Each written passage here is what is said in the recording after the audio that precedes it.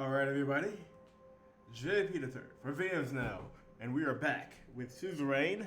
After a very successful turn in the previous turn, we now have to deal with some legislation, and I'm guessing we'll probably have a few more issues come up.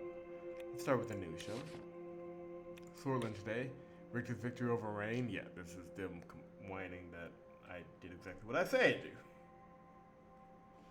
Our sources inform us that the plan is underway by the government to start the drafting of the reform package.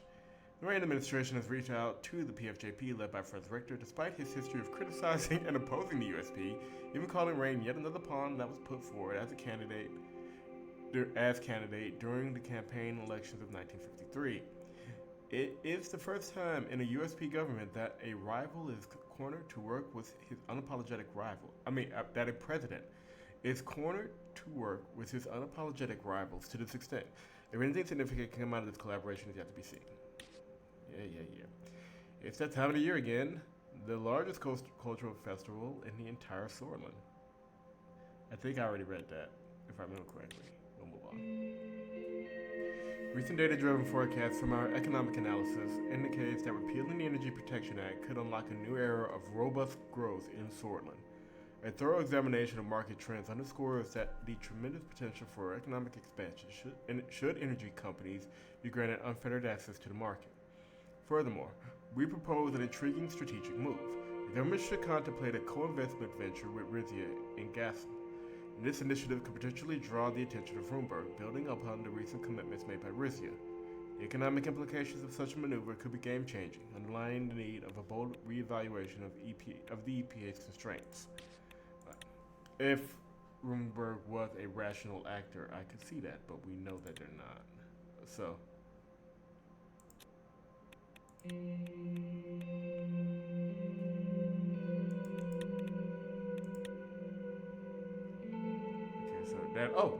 So that's what that is. I thought that was something to do with the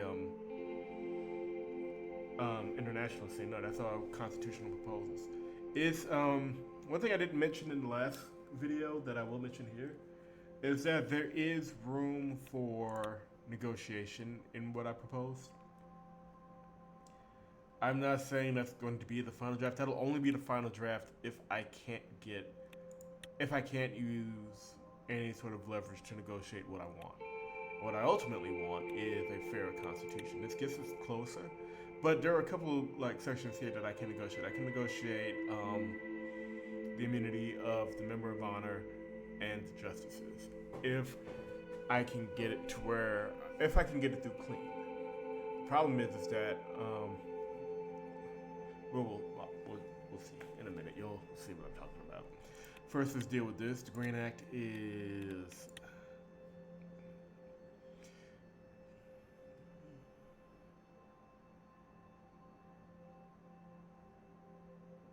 I will veto that until we're in a better economic position, and we're going to be doing a lot more worker-related bills moving forward. And I like Gus's idea a little bit better.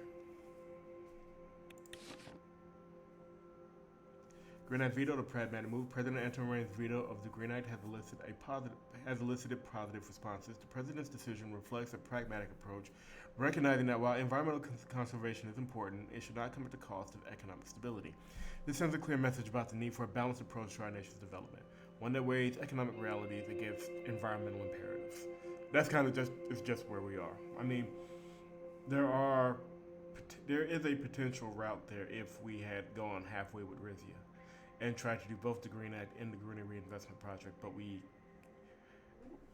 the reason why there isn't a dedicated save system is that you have to draw hard lines. President Rayne's decision to veto the Green Act has been met with widespread disappointment, according to the Radical. In the face of mounting environmental challenges, the Act represents a much-needed transition towards sustainable energy practices. It sought to address industrial pollution through stricter regulations and incentive systems to encourage eco-friendly practices.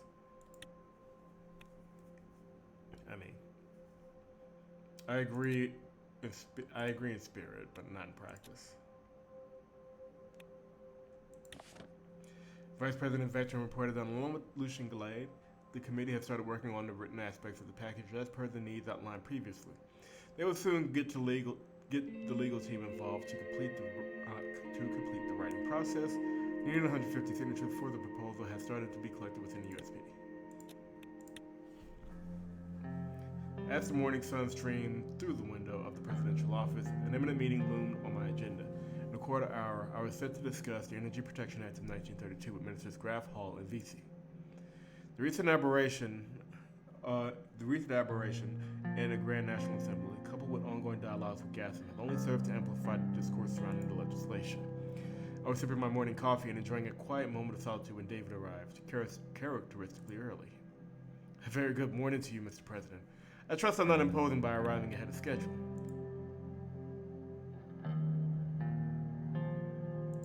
Not at all, David. On the contrary, we've now got an extra few minutes to strategize before the meeting.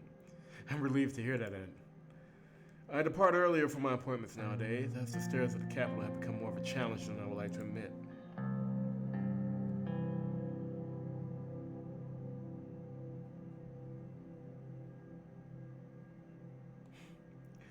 I mean, this is all correct.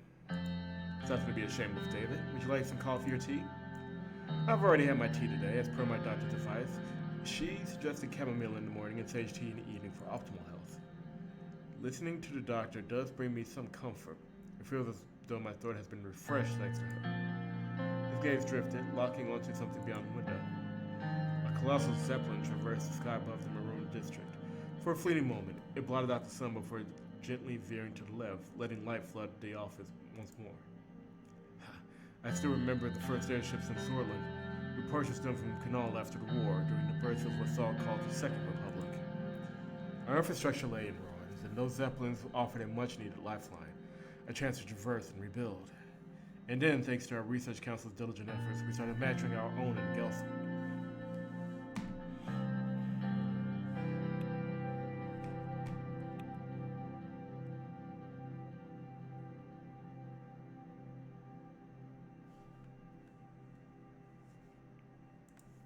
Do you think we might have leaned too heavily on zeppelins for our transportation needs? Perhaps we should have invested more in rebuilding our roads and railways. At the time, the destroyed roads, bridges, and all made air travel the most suitable option. But now I am glad that your presidency is focusing on building up our infrastructure. Our reliance on others was temporary, a stepping stone towards the self-sufficiency we achieved with the National Autarky Plan? The National Autarky Plan, yeah. Even though it has downsides, I still consider it a lot happened there. Even though it had downsides, I still consider it a success. Pause fell over the room. David's gaze landed on the portrait of Tarkansas hanging in the presidential office. His eyes lingered on the stern face of the old leader. A sigh escaped his lips. Now, when I think of the EPA, my mind is carried back to the formative years of the post-Civil War wholesale in the 1930s. The debates, the passion, the potential for transformation. It was a time of renewed optimism. It is our duty now to learn from the past and strive for a better future. What applied back then won't apply now.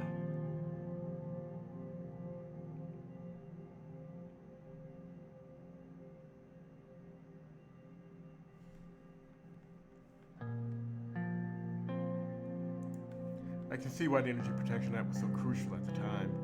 We had to safeguard our energy sector from foreign interference, especially in the context of the post-Civil War economic situation. Yes, the EPA helped ensure that the sector remained under our control, limiting the extent of ownership of foreign powers such as Rumburg and Lesbia. Despite the controversies, it was crucial to our recovery and has helped us maintain our energy independence to this day. Did not agree with all the measures enacted by the technocratic government of that era, but some were undeniably effective. Excuse me while I get myself a little more comfortable here. In the end, it took a collective effort to reassemble our nation's fragmented pieces. I'm sure you remember those dark days yourself. You crossed paths with Herman Ekwag, Holsworth State University, didn't you? He was a mentor to many. Recall our discussions about the future at the Cabaret Lockwood with him and Heron Garassi.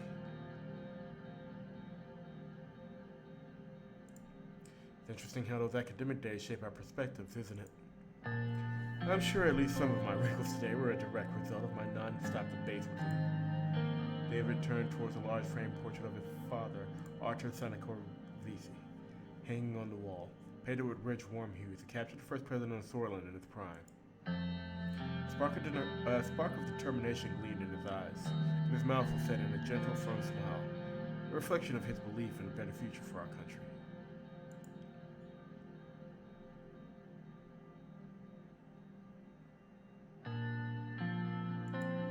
Sordland wouldn't be what it is today without your father. Yes, my father's leadership laid the foundation for the Sordland we know. His policies were aimed at building a secular and democratic state where every citizen's rights are protected. He believed in a Sordland that was modern and forward-looking. Everything he did was aimed at fostering progress, even his controversial embrace of foreign ideologies. He looked back at the portrait with a mix of pride and sadness. In a way, Tarkin Saul did carry on my father's legacy. Under his leadership, we transitioned from a military government to a civilian one, and experienced our first multi-party elections. Over time, he drifted away from the ideals of reform and progress that my father held so dear. His visionary zeal succumbed to the more pragmatic, more conservative, sometimes even regressive dictates of political survival.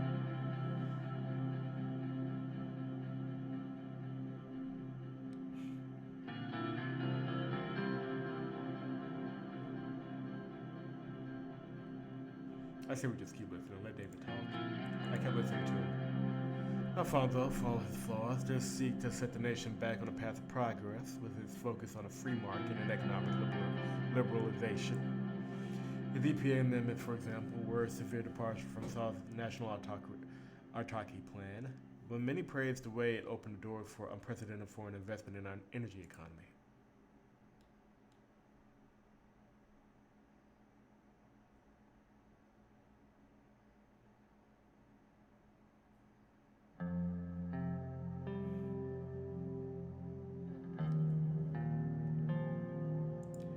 Do you think the EPA still holds relevance today, or should we consider a complete overhaul?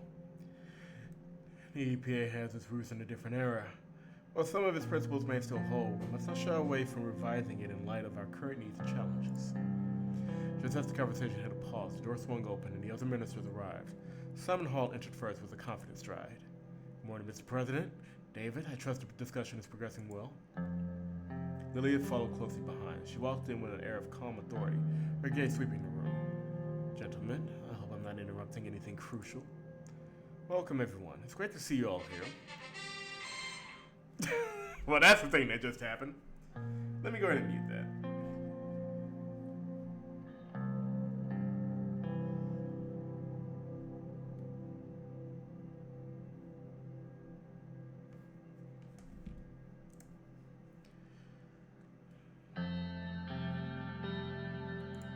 Indeed, it's a critical issue that we need to address. I look forward to hearing everyone's perspectives. Today we have the opportunity to shape the economic strategy of Sordland for decades to come. The EPA has long stood as a national... wow, I skipped a whole line. The EPA has long stood as a key contention and debate point of the National Autarky Plan. It doesn't exactly roll off the tongue, does it? This matter is a discussion of how Sordland sees itself and how we position ourselves in the world. Our nation has taken very different economic approaches in the last 4 decades. The President's decision to foster a planned economy provides us with significant insight into our policy direction. Even if we manage to stabilize our economy, loosening the EPA regulations could still be beneficial. By creating an attractive environment for foreign investors, we can ensure that Sordland is not merely surviving, but thriving in the long term.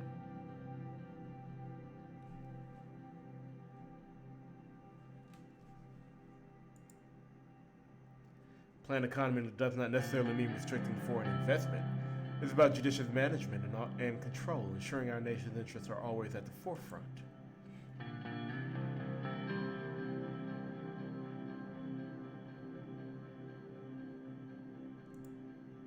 You present a compelling argument, Liz. It's certainly an aspect we must consider moving forward. Thank you, Mr. President. It's crucial to consider all angles and matters as important as this. Mr. President, Lilius, shall return to the subject of the EPA. Our current version of the Energy Protection Act dates back to 1949. President Alfonso's amendment raised the cap on foreign investment in Swedish energy companies up to 20%. In my view, it was a necessary step to attract foreign investment and stimulate our economy. We must remember that Sordland was facing an economic crisis during his tenure, and these changes provided a lifeline for our energy industries.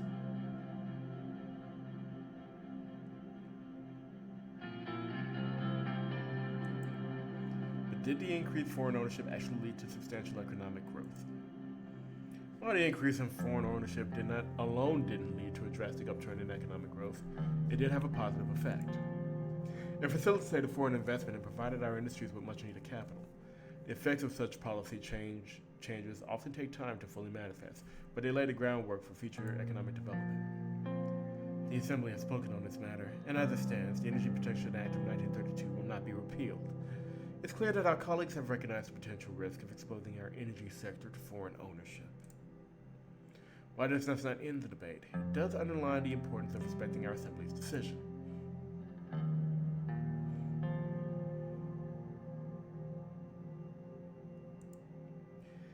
The Assembly's decision has been made, but that doesn't mean we will stop advocating for what we believe is right for Sordland. I respect the decision of the Assembly, Lilius. However, we mustn't allow this setback to deter us from exploring the best possible options for Sordland. The global landscape is ever evolving, and we must adapt accordingly. It's also important to remember that the Assembly's decision is not the final word. There is room for further legislative efforts and executive initiatives. Exactly. Democracy means that there's no such thing as a final debate. Everything is debated always. When it comes to the Energy Protection Act, I believe we should consider complete removal. If not, at the very least, we should increase the threshold to 49%. This would undoubtedly attract more foreign investment and strengthen energy institutions such as Gazprom and British Petroleum. I'm sure you're right about that. But we have to remember that we are dealing with national security as well as economics. Reverting to the Sol Era 10% limit or keeping the law as is would be a safer approach. We cannot risk our energy infrastructure falling into foreign hands, especially not to Roomberg. I see merit in both your arguments. Yes, we need to protect our national security, but we also need to consider the economic implications. Perhaps a mixed approach would work best? What if we increase the limit to 49%, thereby attracting foreign investment while maintaining Sordland's control over critical energy sectors?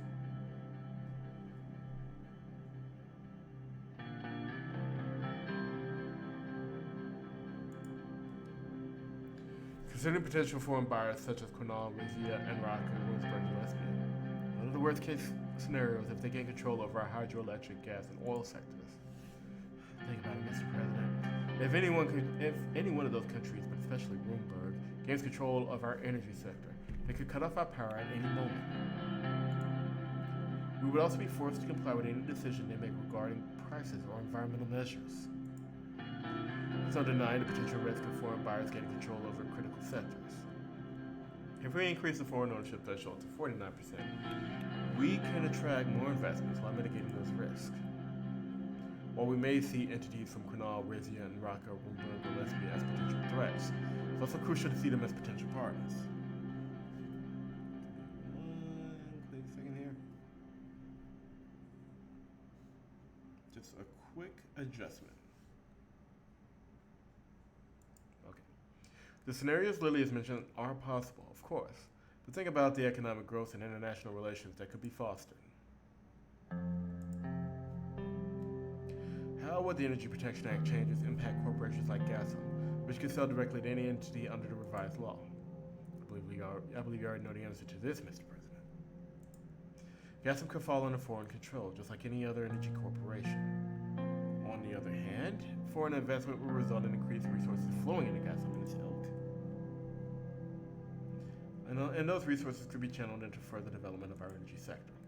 Yes, Gazprom could potentially sell to anyone, but wouldn't that be a testament to the strength and attractiveness of our energy sector on the global stage?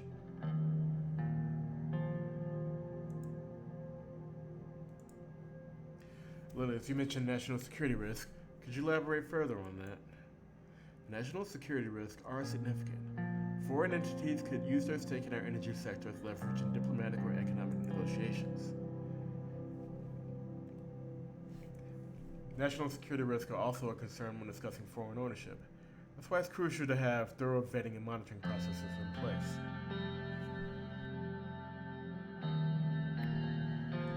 Don't forget about the importance of economic security. In a globalized world, economic strength can be just as critical as military might. But yes, it's essential to maintain strict oversight and regulations to ensure national interests aren't compromised.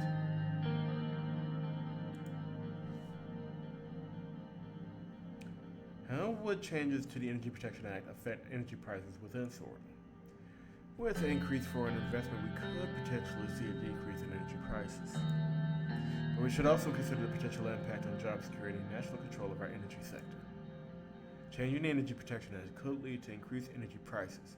Foreign entities could manipulate the market. With increased competition and foreign investment, we could also see a decrease in energy prices. The more players in the market, the more competitive the prices will be.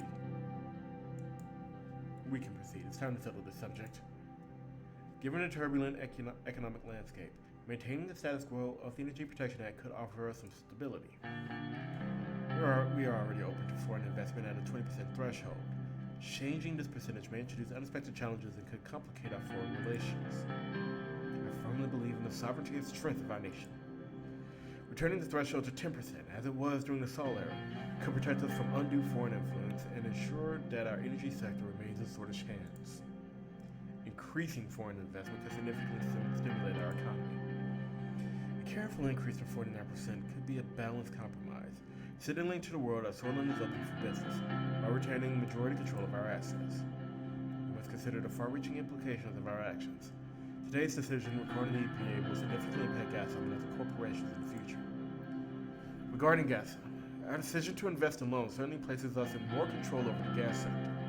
This could be beneficial, but it has increased our financial burden significantly. We must review our fiscal policies.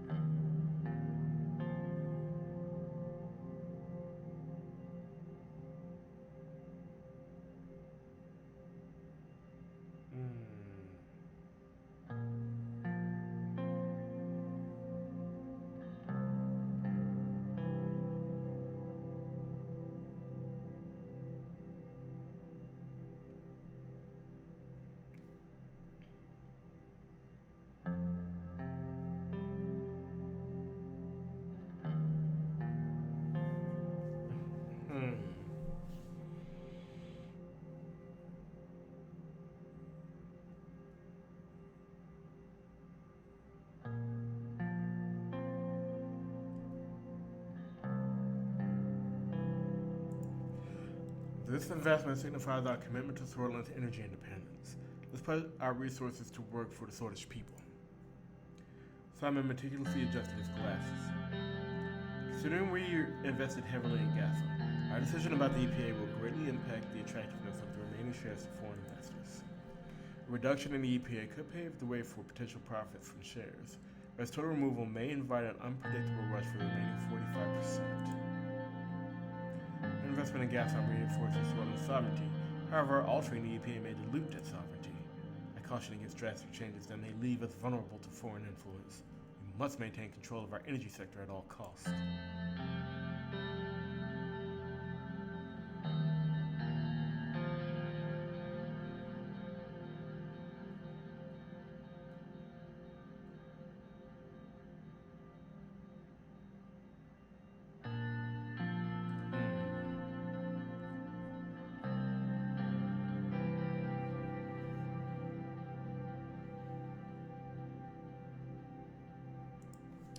If we keep the foreign ownership threshold as is, we're limiting foreign investment.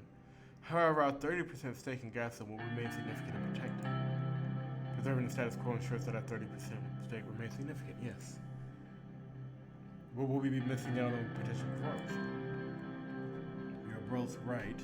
Keeping the status quo ensures stability, but we must weigh this against the potential trade opportunities we might be missing out on.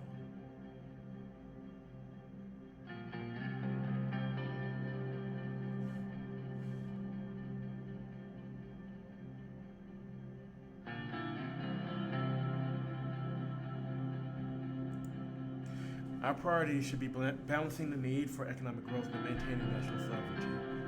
Perhaps a phased approach to increasing foreign ownership could be the answer.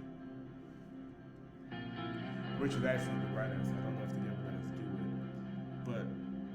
But getting there over time, like a staggered approach, would go a long way. I would say we've covered the implications of your EPA decision fairly thoroughly, Mr. President. Our actions should be guided by the best interest of our nation. Mr. President, it's time to make a decision.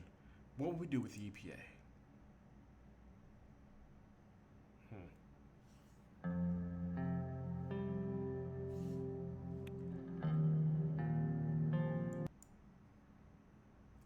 That is the question, isn't it?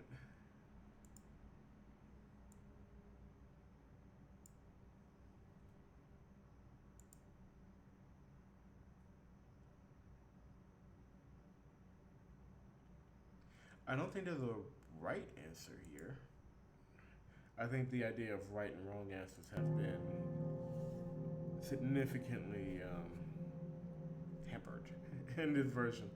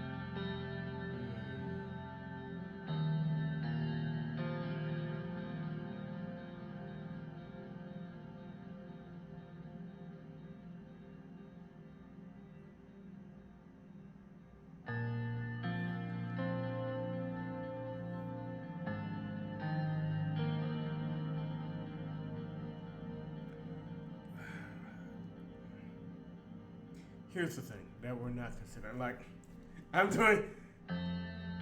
That's one thing about this playthrough. It tends to be very quiet because I'm kind of gaming out ideas.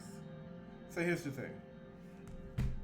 One thing we didn't mention that is if we raise the threshold to 49%, we know Bloomberg is coming to something. If you raise it to 49%, there's no, even if we maintain a 30% stake in the company, there's nothing stopping a Bloomberg or a Rizio from getting shares from other stakeholders. They're free to sell to whoever they feel like selling it to get maximum return. So, because I know there's potential Bloomberg in the future, I don't know how that will affect things. I imagine, like, yeah, it could be.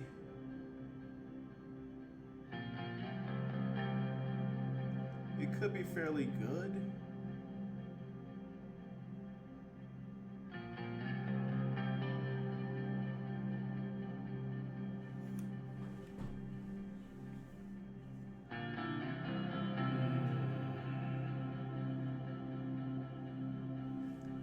I don't think I can risk it.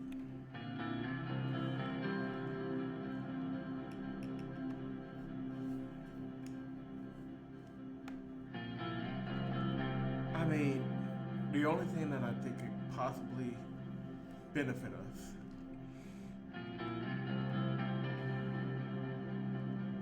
is that we would still, again, foreign owners can only hold 49%.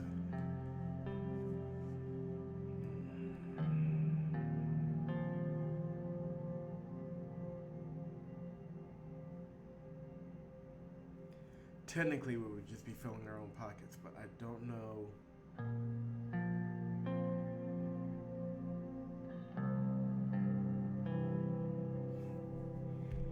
I don't know.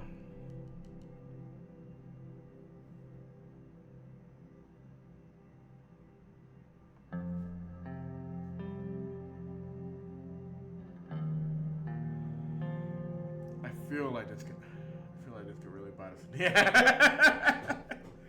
And I don't like, because I haven't done a previous playthrough of this particular storyline, I don't know what the final say will be.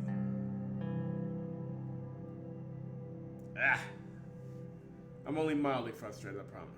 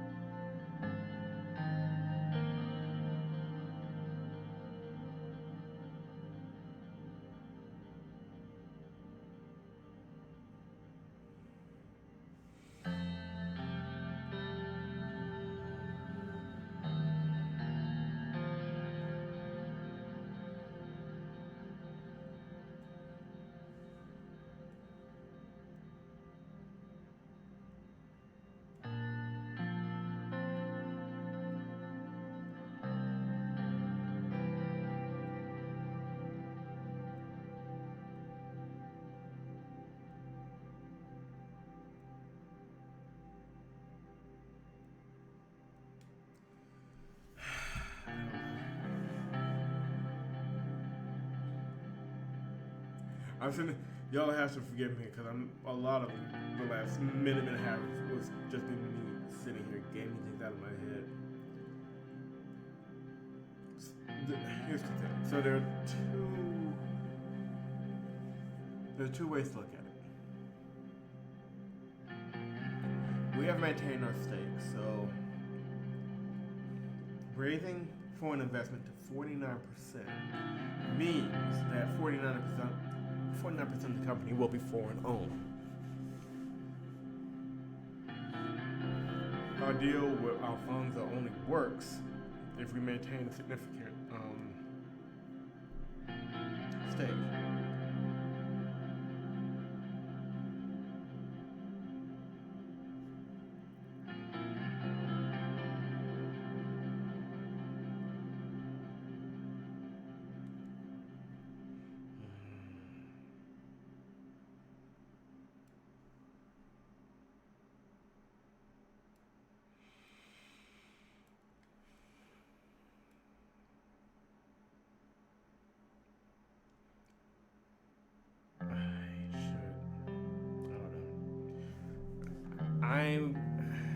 I feel like the gamble here will be worth it in the end, and plus I need to stop having so much radio silence, otherwise people will think the video is dead.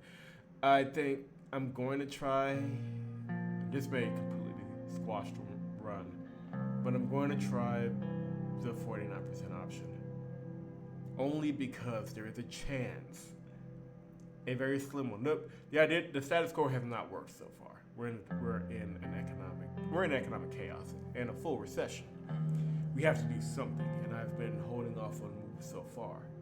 But as a planned economy, we may be able to control it some. Overall, I don't know if it's a good idea, but I am willing to try.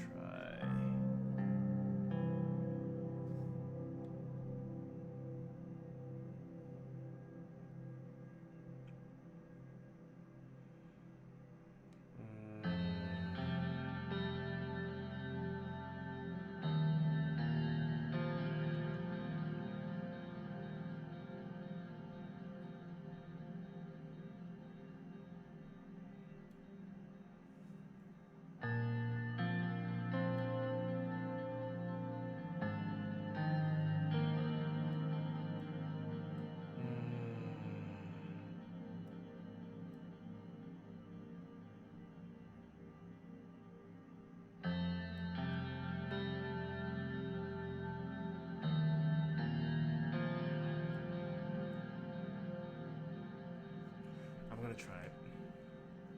I just like, my thing is that 20% or keeping it at 20 or moving it to 10 is not an option. Removing it is not an option, so that just leaves options 2 and 3. And I've spent like now 3 or 4 minutes just gaming it out in my head. Keeping it where it is, I don't know. If that gives us any kind of better situation, I don't know. Concurrently, there is a huge risk that if we can't mitigate Runesburg, we will pay for it with foreign ownership of our energy. But that's a different side of the coin. Here's hoping I don't screw it up. We will increase the foreign ownership threshold to 49%. This will increase foreign investment. A balanced approach will serve us well. This could attract significant foreign investment. It's a substantial increase. I fear we're opening ourselves up too much. The door to the room opened. Olivia Suno carried a tray laden with an assortment of beverages. Thank you for indulging me. These, like this in the last video, I have taken significant time to gain things out of my head instead of just rambling on, and I do appreciate that. She was a little clumsy as she maneuvered around the room, filling cups and glasses with tea, coffee, and water. Excuse me, gentlemen and madam. I brought refreshments.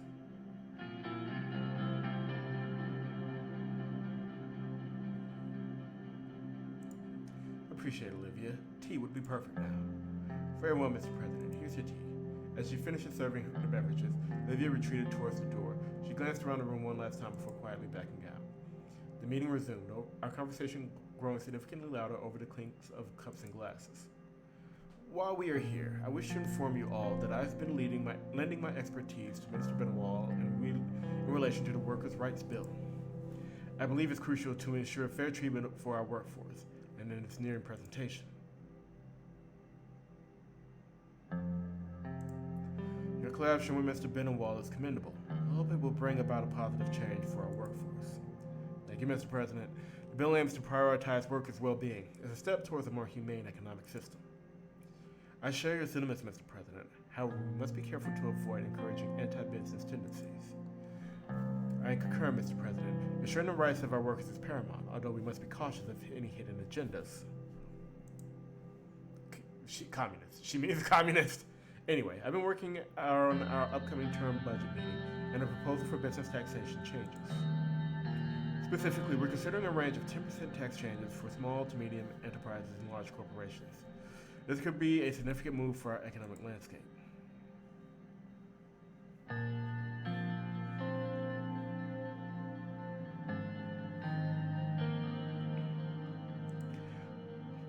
Such a taxation approach could indeed invigorate our economy, but we must ensure it does not burden our SMEs unduly. I appreciate your insight, Mr. President. Ensuring the survival and growth of our SMEs is at the forefront of our considerations. Tax changes could indeed have a significant impact on our economy. We must consider the implications carefully. Large private corporations have enjoyed significant benefits and loopholes for far too long. They should pay their fair share. As the ministers rose from their seats, the late morning sun spilled into the room through the ornate windows. It seemed to signal the conclusion of the meeting.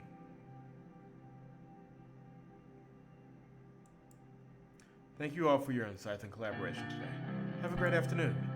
Thank you for the discussion. I will continue working on our priorities. Goodbye, everyone. See you at the term budget meeting. Until next time, dear colleagues, take care and see you soon. There's a lot to consider. I fear that we have not, and we're not moving the needle much on projected economic growth, so.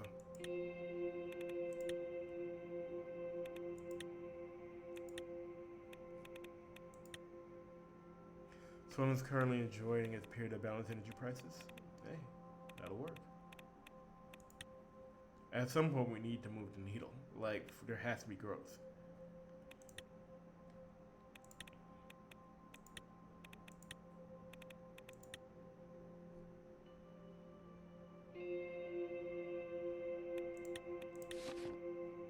A risky endeavor, tell me about it. Decision to increase Energy Protection Act threshold to 49% by President Anton Rayne has been met with criticism. Critics argue that such a drastic shift could leave Sordland's strategic energy sector exposed to the dangers of foreign influence, with potential detrimental effects on our national security and economy. While it's necessary to invite foreign investment, it's equally crucial to safeguard our national interests. Decision makers must tread this delicate balance with utmost care. Agreed. Risky move. The government's decision to increase the Energy Protection Act threshold to 49% is a bold yet risky move. This change could expose our energy sector to foreign influence, detracting from the spirit of Solonomics that seeks to maintain Swedish autonomy over its own industries. A recent proposition to elevate the energy protection threshold to 49% merits substantial contemplation. This potential change doesn't just shift the number, it opens doors for Sordland's economy, paving the way for global collaboration and potential prosperity. While detractors may protest, the economic data suggests that a higher foreign ownership limit can drive economic growth, innovation, and healthy competition, vital for the robust functioning of a free market economy, which we don't have. Just want to point that out. Volgan farmers seek support, and Volgan local farmers are seeking support as the city's agricultural industry is falling behind. Sarna is exhibiting strong potential for agricultural growth. The demand from neighboring Lesbia is increasing, suggesting an opportunity for expansion in the region's agricultural sector. The local farmers are optimistic about the future, but they also highlight the need for strategic investment and support to capitalize on this potential. Untapped coal reserves. Very nice. The Netta Mining Corporation has discovered new untapped coal reserves in Mobile. The corporation suggests that investment in Lauren can significantly improve output, opening opportunities for economic growth in the region. The corporation is in the process of assessing the feasibility and potential of these reserves. Remains of the former Black Battalion members have been discovered near the Islam incident site. The deceased have been identified as Swedish Armed Forces officers who were pardoned by President Sordland's government and deployed in border security at the time. Investigations are ongoing to determine the cause and circumstances of their deaths. That's unpleasant, I assure you. Minister of Rural Development Gus Munger is touring the Greeny region of Boren as part of his research for a new rural development plan. The tour includes several site visits and meetings with local officials and communities. This initiative indicates a proactive approach to rural development, with a specific focus on understanding ground realities. Well, a lot of work is happening, and just figuring out direction. Because we'll get some options for investment in rural areas as well as with Gus's legislation. There's a lot of opportunities there. We're in Lockville to work with the Business Council to assess weaknesses in the economy. Simon organized a dinner with the affluent economic figureheads of Sordland. When we arrived, the streets were bustling with activity, even though the atmosphere in the country was tense. Lockvillers didn't seem worried. Together with Walter Tubbs, Edith Agnock, Mikhail Avin, and Simon Hall, we entered the renowned Asteria restaurant by the coast. A short blonde man who embroidered pocket red manager greeted us and waved his arms in excitement as he told us how pleased he was to have us in his establishment. Beaming with pride, he led us to a private room and got us seated at a large table, covered for the occasion with some maroon tablecloths. We were quickly served by a group of servers. Walter spoke as they started taking our orders. I recommend Laka salmon, President. You have to taste the local delicacy here, the best of Sordland.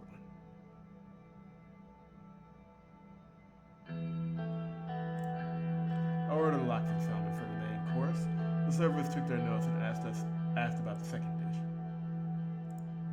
I ordered salad.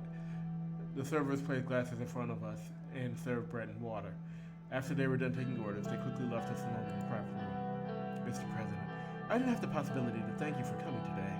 Your presence means a great deal. She's the chair of the Central Work. I was trying to figure out her position again. And there's a lot of crossover in the business community here. I mean, it is an oligarchy after all. Indeed, sir. It is an honor to dine with you. It's great to be here with members of the Business Council. We should thank Simon for organizing this meeting. No need for that. I hope everybody enjoys the evening. Simon gestured at the expensive-looking red wine bottle that one of the servers had just brought to the table. Mr. President, that looks amazing. Hell, it tastes even better. Best of Lesbia, the Chateau de Falenco, 1934. Simon poured some wine in my glass and waited for me to taste before filling it up. I took a sip. It was bitter. Honestly, it tastes like any other wine. How's it? Is the taste to your liking?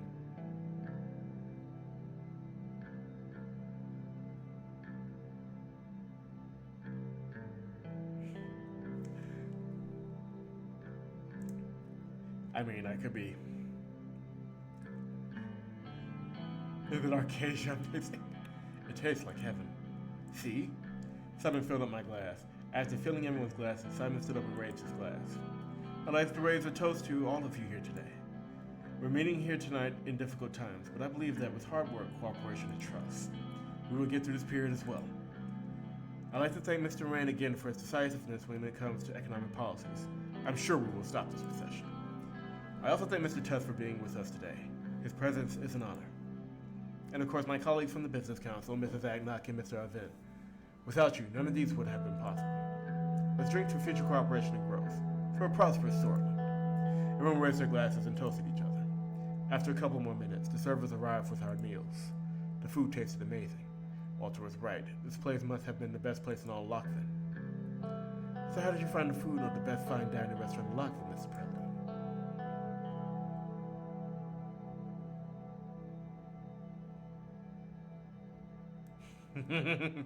This can't get old. It's an experience. The chef must be tipped.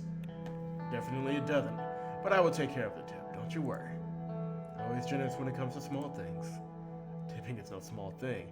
I actually don't like giving tips. People have salaries for a reason. Thanks, Mikhail. But anyway, how are things going in the Marine Palace? The pressure must have increased for you after you attended that funeral.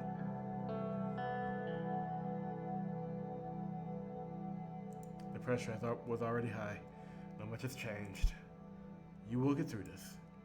As we conversed with Mikhail, I heard Walter raise his voice in an apparent argument with Edith and Simon. We both stopped to listen.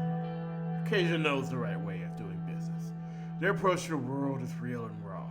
I prefer that cutthroat approach in comparison to the niceties. Well, I mean, it's a nice country to visit too. I've traveled there often in business trips. Their attitude on all countries are nice to visit if you have the cash.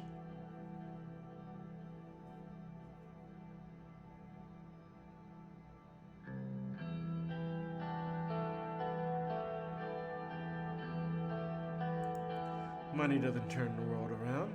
Travel is the least you can buy with it. Hear, hear. So you're saying money is power?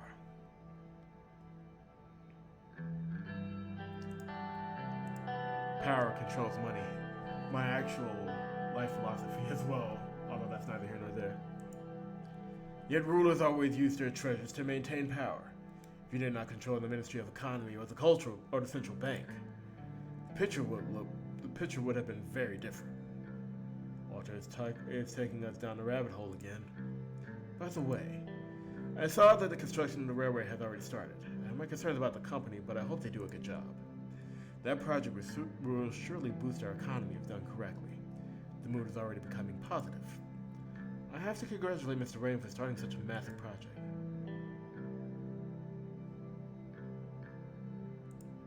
No need for that, Mr. Arvin.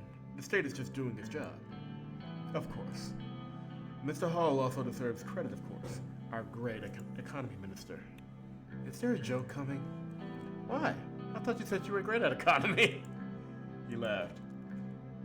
I heard that you bought a new villa, Simon. I don't comment on rumors, but I will make an exception since we're among friends. It's true. Where's the property? It's a small seaside villa at the outskirts of Conrad. It's just a modest house with a swimming pool and a small golf course in the property. Modest! Just a couple of holes of golf and a swimming pool for the family. You know.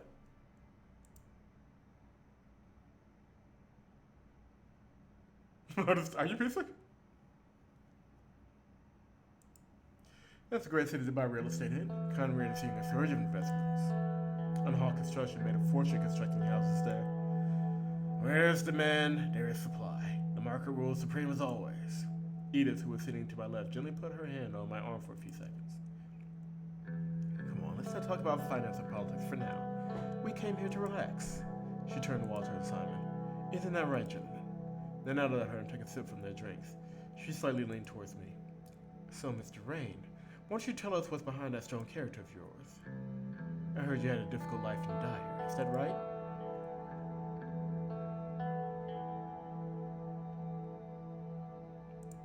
My family cared for me as much as they could. I couldn't ask for more than that.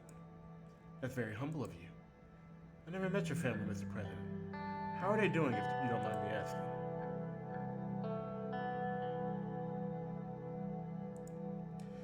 We don't talk much since I became president. It can happen. Sometimes work can get in the way. Don't stress yourself over it. Family is everything. My advice would be to make sure that Frank has a solid relationship with you. He is your future, after all.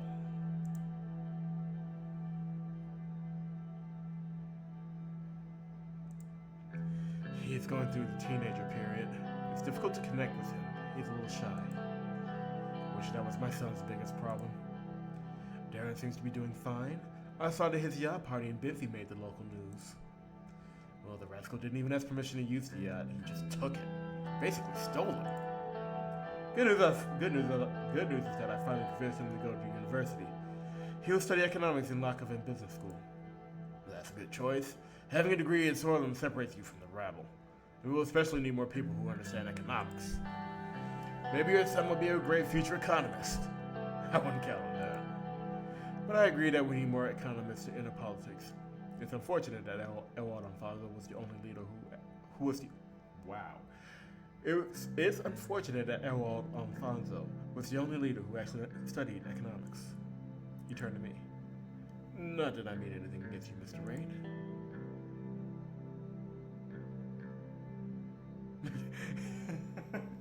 God, what'd you say?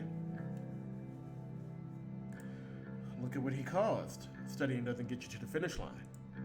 True, but I think that was his ambition that brought him down. Too many big changes in a short time frame. A correction. It wasn't his policies that destroyed him. It was the old guard. I always had a good feeling about his sudden fall.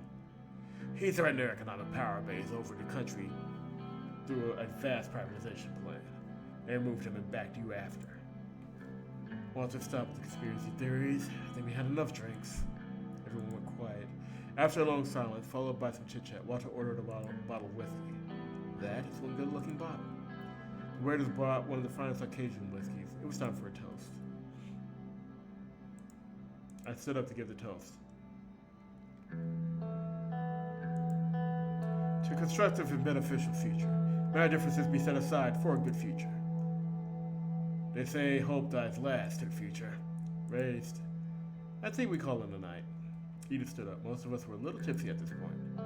I want to thank you, Mr. President, for joining us, and Simon for joining us, and you, Simon, for putting all this together. Thank you all for being here. It was great. Thank you. Thanks for being here. After bidding out farewells, we slowly walked out of the restaurant. The moon was shining bright as everyone except Walter left in their luxury cars.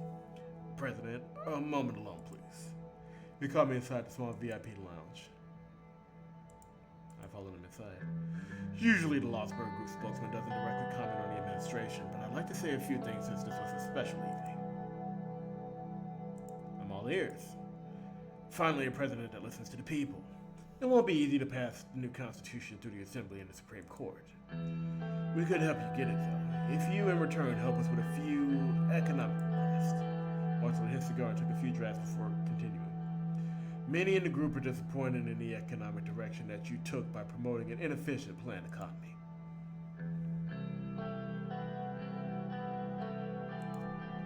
Promises made during the election had to be upheld. That was the main reason behind the decision. Political motivations are admirable, but economics is about numbers and the current reality, not the past. You looked me in the eye. You rejected our previous discreet offer to pick Underhall Construction for the execution of the first mega infrastructure project. This action led to disappointment in the group. We are aware of the upcoming tax meeting, and it would be a step in the right direction if private corporations would get a tax cut. To boost the economy with job creation, of course. And a positive side effect would be our support to the administration throughout the entire term. I will make tax decisions objectively. Can't promise you anything, especially not with Marcel Caranti looking over our shoulder. Oh, let's not be hasty. The recession will end if Lotsburg is on your side, President. Why can't we all just be friends? I don't think so. I have other plans for the economy. That's a shame. I did offer you a peace branch. There was an awkward silence. Either way, President, we are here, and always ready to work with you if you change your mind. Don't forget that. I will think about it, but not now. Watch your left, and Suzerain came to pick me up. I entered the car and we drove to our residence in Lava.